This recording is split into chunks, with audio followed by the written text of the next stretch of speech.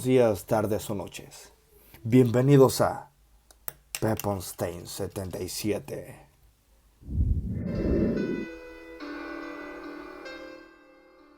En el año 1974, un apacible padre de familia llamado Michael Taylor se convirtió en la víctima de una posesión demoníaca. Cometió asesinato y dejó en shock a toda una nación. El apacible pueblo de Ossett, próximo a Yorkshire en Inglaterra, no aparenta ser un lugar donde haya atracción hacia los crímenes violentos. Sin embargo, esta pequeña ciudad de tan solo 17,000 habitantes es justamente donde acontece nuestra historia. En 1974, Michael Taylor, de 31 años de edad, su esposa Christine, sus 5 hijos y su perro se mudaron a Ossett. Los vecinos consideraban a esta familia una de las más numerosas y agradables del vecindario. Describían a Michael como un sujeto amable, de buen carácter, así como un excelente padre y esposo. Aunque hubo algunas versiones de que padecía crisis regulares de depresión, provocadas por dolores crónicos en la espalda que le impedían realizar correctamente su trabajo. Sin embargo, no era nada serio. Nunca hubo indicios de que algo anduviera mal en casa de los Taylor. Incluso, sus amigos más cercanos recordaban, después de la tragedia, que allí se respiraba una atmósfera de alegría y satisfacción. Aunque en Ossett había una población muy cercana a la religión, con muchos de sus residentes acudiendo fielmente a la iglesia cada semana, los Taylor nunca mostraron mucha devoción. Solían ausentarse de los servicios religiosos que ofrecía la parroquia ubicada cerca de su casa. Quizá esta falta de interés llevó a Barbara Wortman, una de las amigas más cercanas de Michael, a introducirlo en un grupo llamado Sociedad Cristiana de Estudios, bajo el liderazgo de Mary Robinson, una joven de tan solo 21 años de edad. La sociedad ofrecía una religión bastante abierta y por encima de todo se identificaba como un grupo de estudios bíblicos. Michael, de inmediatamente, mostró mucho interés por las reuniones semanales y por frecuentar al grupo. Encantado con los discursos de Robinson, él también se dedicó a dar testimonio y a ofrecer conferencias. Rápidamente, quedó claro que Michael se había enamorado de la señorita Robinson. Los otros miembros del grupo notaron ese comportamiento inapropiado e intentaron excluirlo del mismo. Pero Michael siempre negó cualquier tipo de falta. Era evidente que el par pasaba mucho tiempo junto y que Michael se convirtió en el favorito de la ministra. Los miembros del grupo también notaron el súbito cambio en la forma en que Mary dirigía al grupo. Recurría a algo que llamaba el poder de Dios, para exorcizar a personas que hubieran pecado e incluso hablaban en lenguas misteriosas. Además, argumentaba que ciertas personas debían ser liberadas de manifestaciones diabólicas a través de rituales que ella y Michael habían ideado. Con admirable seguridad, Mary afirmaba tener la habilidad de ver pequeños duendes entrando y saliendo de las personas, escondiéndose entre sus carnes, intentando poseer a los individuos y atrayéndolos al mal. Mary y Michael estaban convencidos de que determinados rituales podían sacar a los duendes y expulsarlos al infierno. En el método que habían creado, podían distinguirse artefactos y palabras de poder, elementos de magia ritual de la Golden Dawn, algunas nociones de teosofía e incluso enseñanzas del gran ocultista y mago Aleister Crowley. Uno de los rituales debía hacerse exactamente durante la luna nueva, con una daga de hierro y una vasija en la que se recogía la sangre. En otro, se invocaban nombres de diversos ángeles para, supuestamente, expulsar a los demonios y a los pecados de la persona. Este cambio tan radical de rumbo terminó incomodando a la mayoría de los miembros de la sociedad, que terminaron abandonándola. Sin embargo, otros se mantuvieron fieles a las enseñanzas y Michael se quedó en un grupo que poco a poco pasó a ser un culto. Su esposa e hijos ya no asistían a estas reuniones, que fueron trasladadas a un sótano de una casa particular y que ya no se hacían en el lugar que la diócesis había cedido. El comportamiento de Michael con su familia también cambió de forma radical. Se convirtió en un hombre completamente diferente, callado, nervioso y agresivo. Christine estaba convencida de que el grupo estaba ejerciendo algún tipo de influencia negativa sobre su marido. Y en esa época, descubrió que Michael había abandonado su empleo para dedicarse a un nuevo emprendimiento: escribir, junto con Mary, un nuevo evangelio. El problema llegó al punto en el que Michael abandonó la casa alegando que necesitaba hacer un retiro espiritual donde ayunaría para buscar la iluminación. Enfadada por el comportamiento de su cónyuge, Christine lo acusó de mantener una aventura con Mary. Michael huyó descontrolado, se subió a su auto y desapareció sin decir palabra. En los días siguientes, Michael no dio señales de vida. Se le notificó incluso a la policía, pero simplemente parecía que se lo había tragado la tierra. Se supo de él un mes después, cuando apareció en la sede de la Sociedad Cristiana de Estudios, asegurando que había percibido una presencia demoníaca intentando apoderarse de su cuerpo y obligándolo a cometer actos terribles. Mary aceptó hacerse cargo de él, empleando para esto uno de sus rituales de exorcismo. Durante este ritual, Michael explotó en una inmensa ira, al punto a que se vieron obligados a detenerlo para que no agrediera físicamente a la ministra. Los testigos del exorcismo aseguraron que Michael se expresó en idiomas extraños, utilizó diferentes voces e incluso que llegó a levitar. Más tarde, la ministra Robinson dio su versión de los hechos. Cito: "Llamé al poder de Dios. Pedí que intercediera para liberar a Michael de cualquier influencia diabólica. Fue entonces cuando sus facciones cambiaron. Casi parecía una bestia. Mantenía sus ojos en mí, con una mirada furiosa. Ordené que el demonio abandonara su cuerpo, pero empezó a gritar y a escupir. También hablaba en lenguas extrañas. Me quedé petrificada. Logré ver una figura sobre él, como si fuera una presencia inmaterial.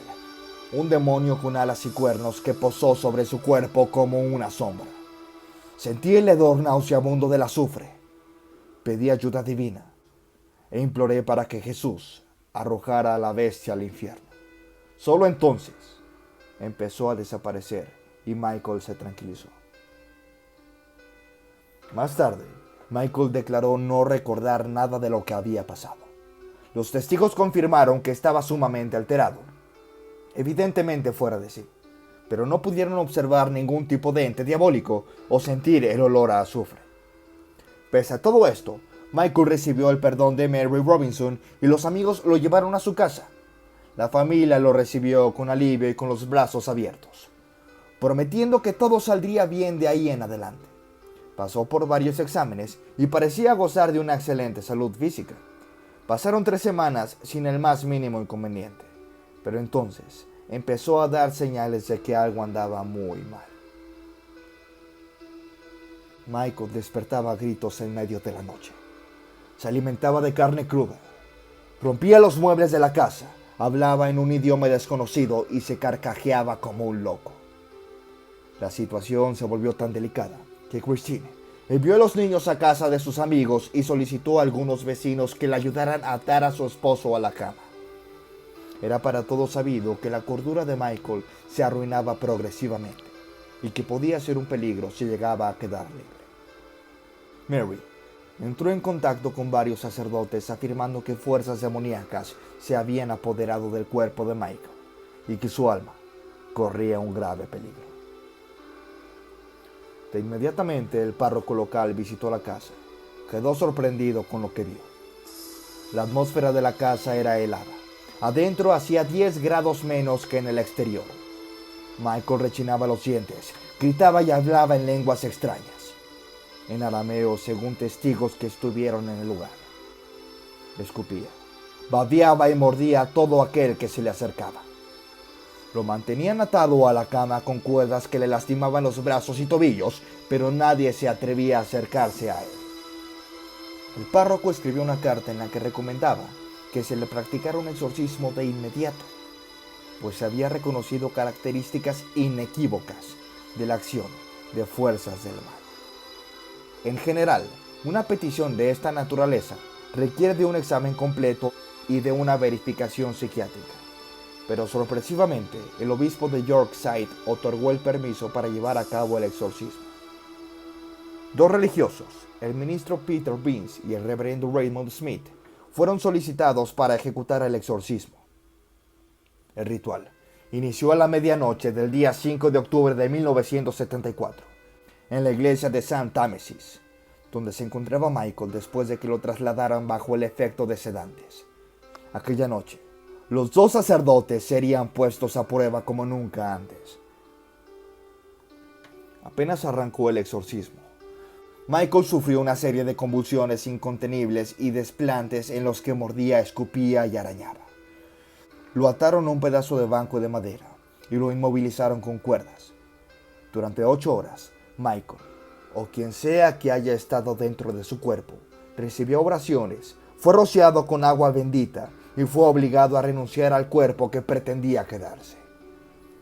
El reverendo Smith afirmó que más de 40 demonios habitaban al mismo tiempo el cuerpo de Michael, entre ellos entes que promovían incesto, bestialidad, blasfemia, lujuria, herejía, masoquismo y conocimiento carnal. Estos supuestos seres se jactaban de haberse instalado en Michael y obligarlo a hacerlo cosas horribles en el periodo en que se ausentó. A la mañana siguiente, los sacerdotes totalmente agotados se retiraron a descansar, pero Michael permaneció por supuesto atado. Decidieron dar continuidad al ritual por la tarde, pues algunas entidades todavía permanecían en el cuerpo del hombre. Los sacerdotes creían que la posesión estaba vinculada con los rituales de ocultismo y estudios sobre brujería que había hecho en la sociedad, que esto abrió puertas al mal para que entraran en su cuerpo. Christine visitó la iglesia durante el exorcismo y quedó totalmente impactada por lo que vio. No reconocía el cuerpo de su esposo. Durante el ritual, uno de los demonios que hablaba a través de Michael contó que él los había invocado y que por eso tenían derecho a quedarse allí el tiempo que quisieran. También proclamó que antes de irse matarían a una persona y la llevarían al infierno. Agotados física y mentalmente, los sacerdotes se retiraron a la sacristía a descansar, mientras una enfermera suministró más tranquilizantes a Michael para que durmiera. En este punto, la historia se vuelve aún más turbia. Lo que sea que haya afligido a Michael, un ejército de demonios o una enfermedad mental, lo había dotado de una fuerza descomunal.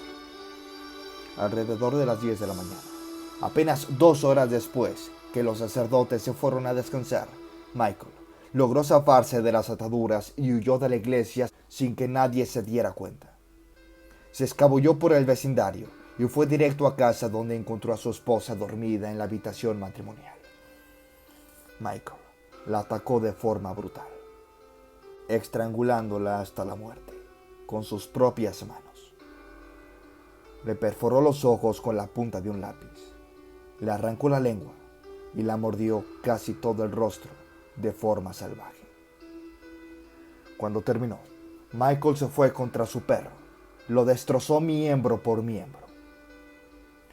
Acto seguido, salió desnudo de su casa, cubierto de sangre de pies a cabeza, vagando sin destino y gritando: "Esta es la sangre de Satanás". Los aterrorizados vecinos solicitaron a la policía y una patrulla rápidamente llegó al lugar. 3 policías armados con macanas lograron dominar a Michael, que todavía tenía fuerzas para resistirse e intentar escapar. Dentro de la casa encontraron el cuerpo mutilado de Christine, en un charco de sangre. Pese a todo este horror, la tragedia pudo haber sido mucho peor, pues los hijos de Michael tenían previsto regresar por la mañana. Gracias a una gripe de uno de ellos no volvieron a su hogar en esa mañana. Aquel crimen tan sangriento y la historia de exorcismo, asesinato y locura hicieron añicos la tranquilidad que se respiraba en Osset, provocando un frenesí en la prensa británica. Michael fue enviado a un manicomio y medicado con dosis masivas de drogas fuertes. La diócesis de Osset fue acusada de negligencia por no informar la existencia de una persona con una profunda perturbación mental. A Michael le diagnosticaron un cuadro de esquizofrenia y psicosis. Mientras toda la nación debatía los hechos, la opinión pública se dividía entre aquellos que creían en la posesión demoníaca y los que creían que el problema era mental. Este crimen se consideró tan raro, brutal y asombroso que durante su discurso de apertura, el fiscal Geoffrey Baker advirtió al jurado que estaban a punto de atestiguar un procedimiento digno del medievo. Durante el juicio, Michael Taylor, totalmente narcotizado y con médicos cuidándolo, afirmó no tener ningún recuerdo de lo que sucedió el día en que murió Christine. Sostuvo que creía estar bajo la influencia y control de fuerzas sobrenaturales que lo obligaban a hacer cosas que él normalmente nunca haría. Durante el proceso, el fiscal señaló a la Sociedad Cristiana de Estudios como responsable y directa por inculcar en la mente de un hombre perturbado ideas y nociones peligrosas. Como cualquier legítima secta de fanáticos, los miembros de la sociedad habrían manipulado y forzado a Michael a creer que podía contener demonios en su cuerpo para que la ministra Robinson posteriormente le practicara un exorcismo. En determinado punto se describió la secta como una pandilla de neuróticos alimentando la paranoia de otro neurótico. En el sótano, donde se llevaban a cabo los rituales de la sociedad, la policía descubrió libros de ocultismo, velas negras, huesos, cráneos, un cáliz con restos de sangre y restos de cabras sacrificadas. Cuando la naturaleza de los estudios de la sociedad alcanzó al público, la residencia de Mary Robinson y de los otros miembros del grupo sufrió vandalismo. Llamada a dar su testimonio, Mary confesó que uno de los objetos de la sociedad era conocer y estudiar principios de ocultismo como una forma de combatir al demonio. En todo momento negó que el grupo llevara a cabo misas negras y sacrificios en el sótano donde se reunían, pero su testimonio se contradijo con el de otros miembros que afirmaban que en la sociedad realizaban rituales de invocaciones demoníacas. Las críticas también le llovieron a la diócesis de Osset y a los responsables directos del exorcismo, el párroco y el ministro. El fiscal convocó a psiquiatras que afirmaron categóricamente que el ritual había alimentado las fantasías y creencias tergiversadas de Michael y que repercutió en su fervor religioso de forma negativa, provocando que su mente retorcida creara a tales demonios y entidades sobrenaturales. Profundamente perturbado, el exorcismo sirvió como catalizador para toda su locura. En palabras del fiscal, fue como intentar apagar un incendio con gasolina. Uno de los abogados hizo un discurso durante el juicio, ilustrando el sentir general sobre la responsabilidad de la secta y de la propia iglesia en el crimen y en los sucesos como un todo. Cito: "Estoy consciente de que un asistente de la fiscalía no debe expresar su opinión personal o sus sentimientos sobre un caso en el que se encuentra trabajando. Pero me temo que es prácticamente imposible cumplir este principio en este caso. Hagamos que los responsables de esta tragedia lo reconozcan. Es opinión de la fiscalía que Michael Taylor no es más que una víctima en este espantoso caso. La culpa recae en las personas que distorsionaron las nociones religiosas y sobre los propios religiosos. Fueron ellos, tanto los que participaban en el culto como los sacerdotes que participaron en el exorcismo. Son tan culpables como el propio asesino por haber dejado a 5 niños sin su madre". Al final, concluyendo que era un enfermo mental, Michael fue declarado inocente e incapaz de cumplir una condena en una prisión común. Lo enviaron al hospital Brentwood para criminales dementes. Se mantuvo allí durante 2 años y después lo transfirieron a Bradford Royal Infirmary, una institución de mínima seguridad donde permaneció otros 2 años. Tras un periodo de prueba donde los medicamentos resultaron eficaces, lo dejaron en libertad.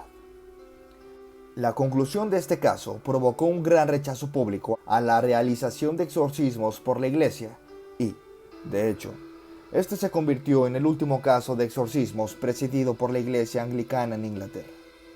Pese a toda esa repercusión negativa, uno de los ministros que presidieron el exorcismo, el padre Peter Binns, siguió defendiendo que Michael estaba poseído por demonios y que el incidente era un auténtico caso de posesión demoníaca.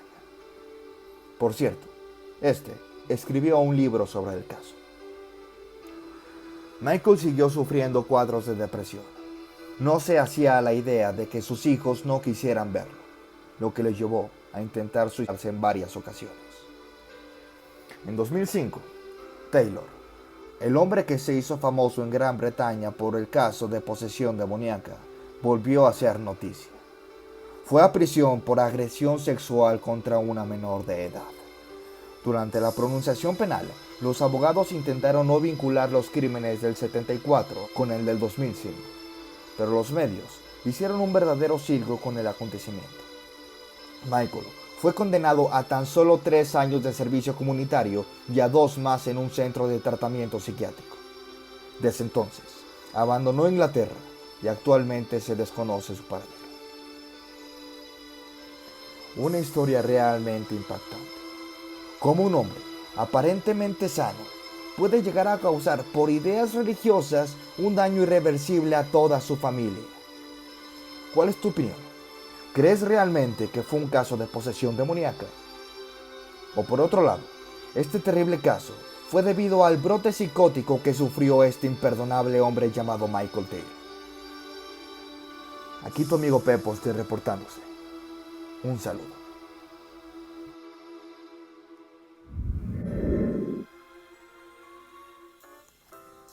Antes de terminar con el video, quiero invitarlos a formar parte de los miembros del canal. Tendrán muchos beneficios como obtener insignias especiales, ver contenido exclusivo o mirar contenido antes que sea público, así como pedirme directamente algún tema de qué hablar, al igual que pedirme alguna canción para tocar, entre muchos beneficios más. Si mi trabajo les gustó, los invito a que dejen su like y se suscriban al canal, ya que me ayudan un montón a continuar con este proyecto, además de que es totalmente gratis. Larga vida a todos ustedes, amigos, y recuerden, ¡Let's rock!